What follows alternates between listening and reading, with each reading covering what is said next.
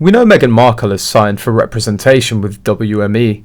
WME will assume representation of Archewell, her and Prince Harry's content creation label.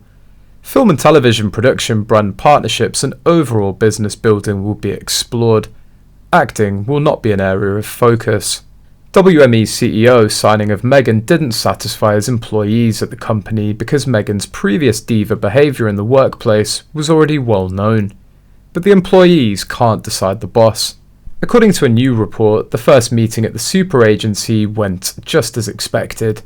The staff were told to call Meghan by a title, the Duchess of Sussex, or adding Her Royal Highness. No one was allowed to use her first name. Americans don't use titles. This is a complete embarrassment. No one can refuse her. She got angry and said unacceptable things to the staff. The source said that Meghan's rule makes WME staff hate her even more, but they'll take her money and call her Duchess to her face and some horrid nicknames behind her back.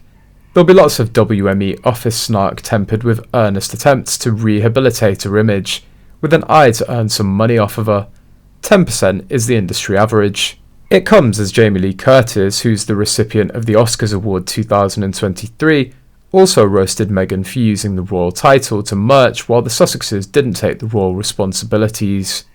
You may remember Jamie Lee Curtis from films and television shows like Freaky Friday 2003, Scream Queens 2015, and the more recent Knives Out 2019.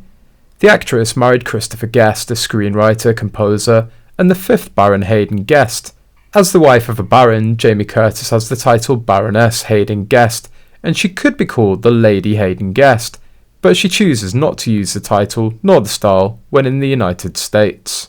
Meanwhile, despite stepping aside from the royal family, Prince Harry and Meghan Markle kept their royal titles while calling the system toxic. This is why Meghan can't be taken seriously. She just keeps making money off of herself. She has zero social skills, which is probably why she couldn't make it as a royal. She may be able to make employees call her by a title, but a title means nothing here.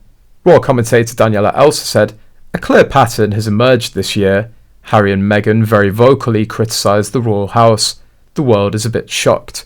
Royal reporters Chunter pearls are clutched. Palace critics cite the Sussexes' criticisms as even more proof of how broken this whole concept is." And then the couple go back to announcing spiffy new business deals and using their Duke and Duchess titles. The million-dollar question, or should that be the $180 million question, is would Harry and Meghan be snagging such stratospherically lucrative contracts if they were just Mr. and Mrs. Mountbatten Windsor?